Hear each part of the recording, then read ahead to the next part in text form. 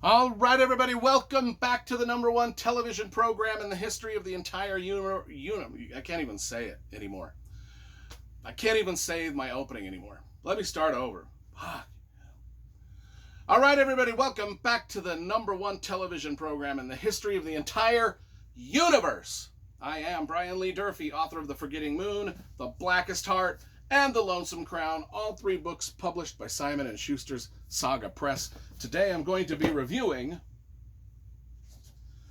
Lethal White by Robert Galbraith. This is the book number 4 in the Cormoran Strike mystery series set in England. And let's talk about the covers first, because you know I love graphic design and cover illustration. Before we get to that, though, let's just make mention that everybody by now should know that Robert Galbraith is the pseudonym that J.K. Rowling uses to write her mystery novels. So this was written by J.K. Rowling, the lady who wrote Harry Potter. That's it. Okay. Lethal White. Here we go. Yeah, Harry Potter gal wrote these mystery novels, and they're dynamite. I really love this series. Okay, so let's talk about the cover first, because you know I love graphic design and cover illustration. I love this cover. It's got the Misty Castle or house or whatever in the background. Got the two characters.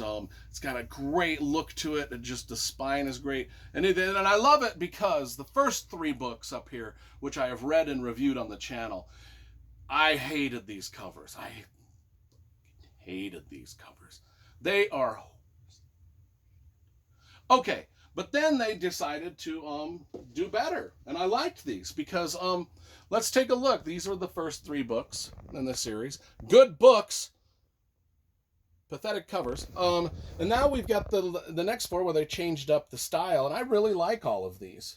You know, Troubled Blood, the Ink Black Heart, the Running Grave. Now I will tell you, with the Ink Black Heart, and I am telling myself that this is the case, that J.K. Rowling / Robert Galbraith wanted to name book number 6 here The Blackest Heart, like my novel. I'm pretty sure she wanted to call it The Blackest Heart. Where it is? There it is. The Blackest Heart. And then they're like, well, let's do a Google search to see if there's any other novels out there titled The Blackest Heart. And then they found that my book, published by Simon & Schuster, was titled The Blackest Heart.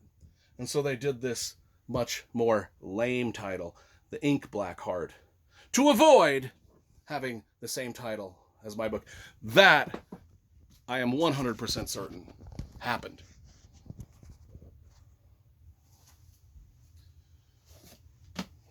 And when I review this book, we will go into that in a little more detail. All right, so anyway, let's talk about Lethal White. By the way, this is a great title for a book. I love it. So, Cormoran Strike is our main character. He's an investigator in London. He's missing a leg because he lost it in the war over in Afghanistan. So he's a war vet, missing a leg, private investigator. He's investigated all these murders in these first 3 books. Now he's got another one to investigate here. Or is there one? It's a mystery. That's the whole mystery. Was there a murder or was there not a murder? What's going on? But we open up with Cormoran Strike's assistant, Robin, is marrying her fiance, Matthew. And so we open up with the wedding scene. And let's just say, right, this relationship is not perfect. In fact, it's borderline toxic. No, it's straight up toxic. And Cormoran Strike is not necessarily invited to the wedding because Matthew, the fiancé of Robin, thinks there might be something going on between Robin and her boss, Cormoran. We can't prove it.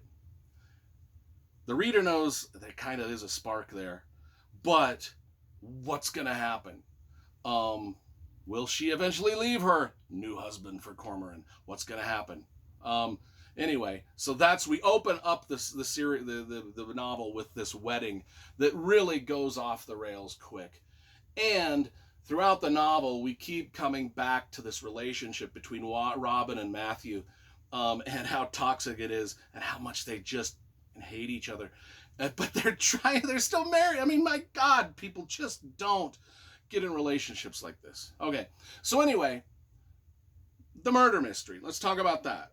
A crazy man comes into the office of Cormoran Strike babbling about when he was young, he saw a strangling. Someone was strangled.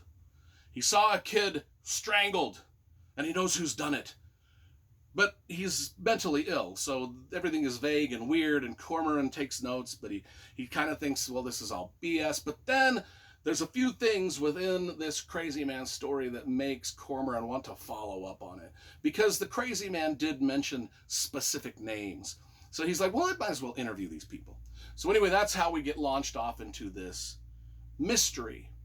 And it's going to be a little bit difficult for Cormoran Strike to solve this mystery because he has stumbled upon a little bit of fame. He has just recently solved the murder of the most infamous serial killer in the history of England. And he's been on TV a lot. And in the newspaper, his face has been in the newspapers, magazines, TV, internet, everywhere. So now, as a private investigator, he's not that private anymore. His face, everybody, everywhere he goes, people are like, yo, dude, you're the guy. And so when he goes to interview people, they're like, yo, dude, you're the guy. Why are you talking to me? This seems sus. And Cormoran's like, well, everything is sus.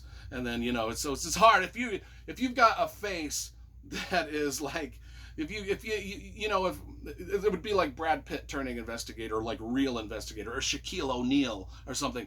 People, when he shows up, they'd be like, oh, he's investigating stuff. And you're going to be hesitant. You know what I'm saying? Anyway, he can't sneak around like he used to. That's all I'm saying.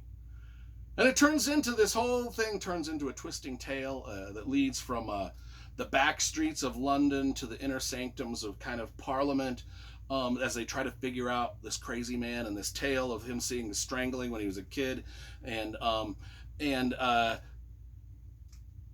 that's kind of, to me, I'll be honest, the whole murder mystery took backseat to the 3-ring love triangle between Robin, her new husband, and Cormoran Strike. And that drama was, I don't know why, but that soap opera was more interesting to me than the actual murder mystery that these characters were trying to solve. And I don't know what that says about me or the book or what. Should the book be more interesting for the soap opera elements? Or should a mystery novel, this is a question, should a mystery novel be more interesting for the soap opera elements of the main characters or the actual murder they're trying to solve?